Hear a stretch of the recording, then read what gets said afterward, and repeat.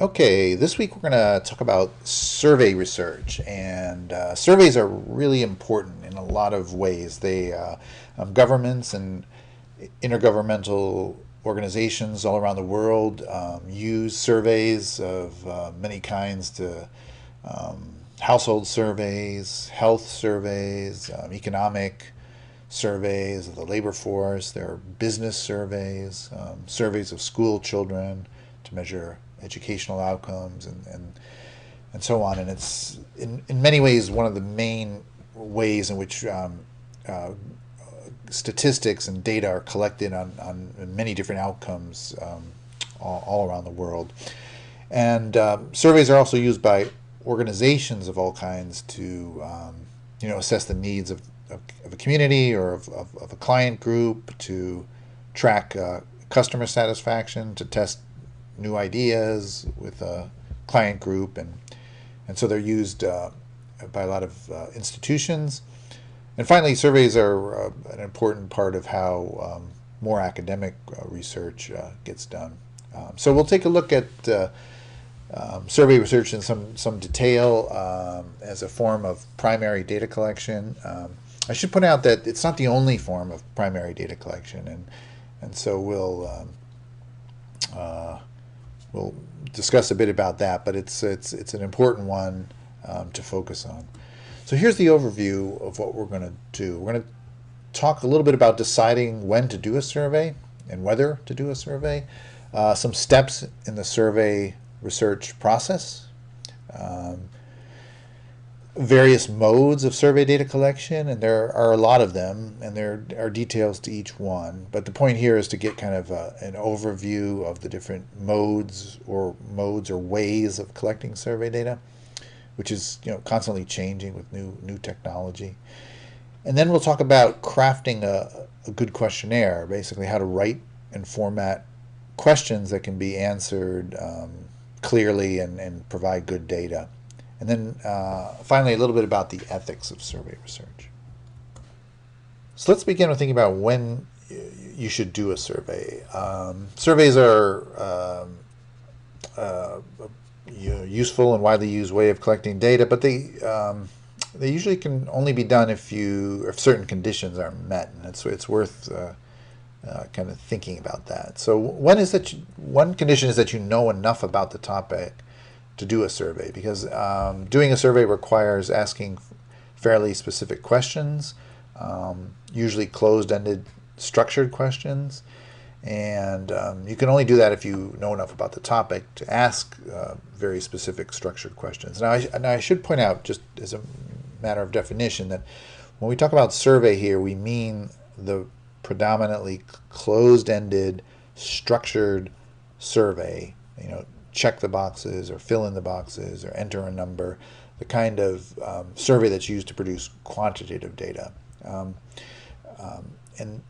that's only appropriate if you know enough to ask those kinds of structured questions. Now, if you don't, a more qualitative method, such as focus groups or semi-structured or unstructured interviews, may be better for less understood or emerging issues.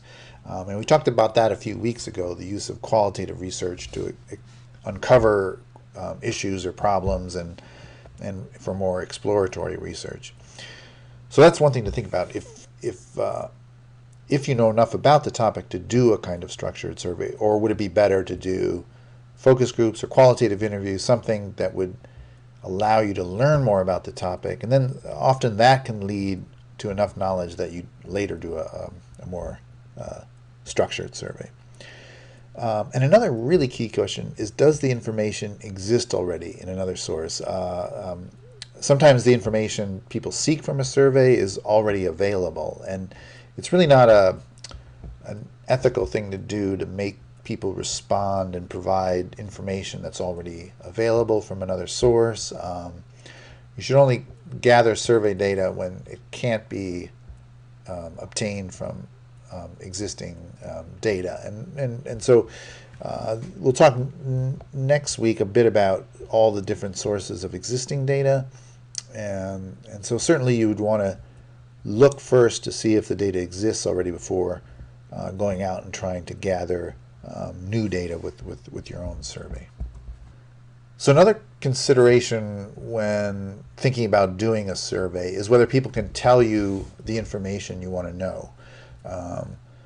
And this is a little bit tricky because sometimes researchers want to know things and ask people things that may be beyond their ability to recall. So for example, in certain health surveys, we might want to know sort of the nutritional makeup of somebody's diet and how much protein they're getting or how much fat they're getting or how many calories they eat in a day. And in general, people are not so good at keeping track of that kind of thing. I mean, they don't really know off the top of their heads what they eat or what the distribution of fats and sugars and carbohydrates and all that is in their diet. So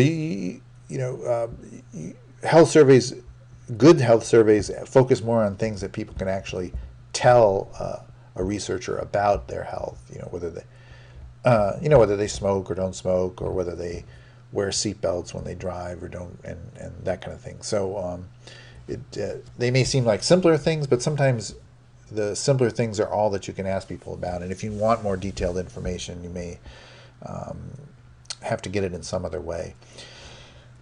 Related to that is the question of whether people will provide truthful answers. There are many things that we might want people to tell us about that they might not be willing to tell us about. There are behaviors or facts about people that are personal or sensitive or embarrassing, and it may not be possible to get people to tell truthful answers for things such as the use of drugs or alcohol or even sort of even something as simple as income is sometimes difficult to ask people because of many people are sensitive about talking about their income. So that puts a limit on what can be done in a survey. You can't ask about things that people don't know, and you can't ask about things that people aren't going to give very truthful answers to. So now let's talk about the steps in the survey research process. Most surveys, regardless of the mode of survey, involve most of these steps. So the first one is to identify the population that you're going to survey and a sampling strategy, a way to kind of select the participants to be in the survey. So this is what we talked about last week. We talked about sampling and the many ways in which populations can be sampled. So just to point out here that the sampling issues we talked about last week are an important part of the survey research process.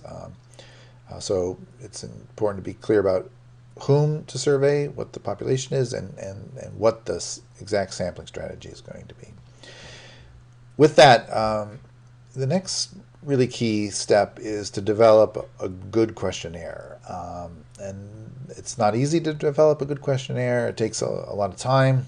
And this is nevertheless a very crucial step, because a good questionnaire can make all the difference in terms of the quality of data that comes back after you use the questionnaire to collect data from your population. So that usually starts with an outline of topics, kind of refining that outline, developing what it is, in other words, the items or the variables that you're trying to measure. You have a good outline, then you have to develop the questions and refine the wording of the questionnaire. So this is something we're going to talk about in a later video, but it's a very key step. Then after you've developed a questionnaire, pre-testing the questionnaire and the survey procedures is a very important step. Pre-testing is often overlooked by people planning a survey, but it's one of the ways to really enhance the quality of a survey and make it as good as it can be, and that's to pre-test it, to test it out with a group of potential respondents. So there are two broad types of pre-testing. One is sometimes called cognitive pre-testing, and that's where you really explore the respondents' understanding of the questionnaire. Do they understand questions? Do they understand the vocabulary in the questionnaire? Do they understand the instructions? Does the formatting make sense to them? So this is sort of the real micro level of what does it look like to them, and what do the questions sound like, and are people understanding what they're being asked, what kind of information they're being asked to give.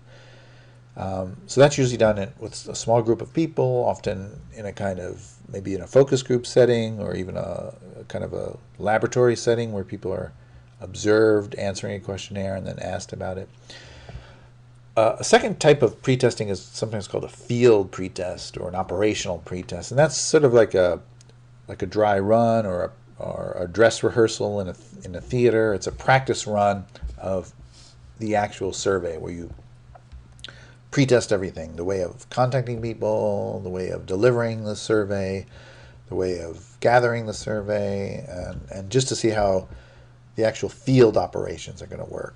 And that, of course, depends on the mode of survey. It could be a telephone survey and you do a batch of telephone calls to see how that works, or it could be a mail survey and you do a batch of mail surveys to see how that works, or an internet survey where you send out a small batch of email invitations to see how they look and how the click-through works and all that. So there is a sort of a practical kind of field pretest that's also useful to do, because then when you move to the full-scale survey, which can sometimes involve thousands or even tens of thousands of attempts to reach people, you've got all your procedures down and there aren't any technological or other glitches. So after pretesting the instrument, the next step is often to recruit and train interviewers. Now, not every mode of survey data collection involves interviewers, but obviously when there are interviewers involved, it's very important to train them carefully and make sure they understand the questionnaire and they do a good job of interacting with the respondents. And interviewers need to convey kind of a friendliness, but also a trustworthiness. They need to be unbiased and ask the questions in a very standard and consistent way. And so a lot of that is accomplished by good training of the interviewers, which is a really key step in any kind of survey that involves direct interviewing, either by telephone or in person. So after the training is done, then the data collection can begin. So collecting data takes different forms, again, depending on the mode of survey data collection. It could be telephone calls, it could be visits to businesses or households, or it could be an internet email blast or other ways of contacting people with technology. So the field work is an important part of data collection. It needs to be monitored and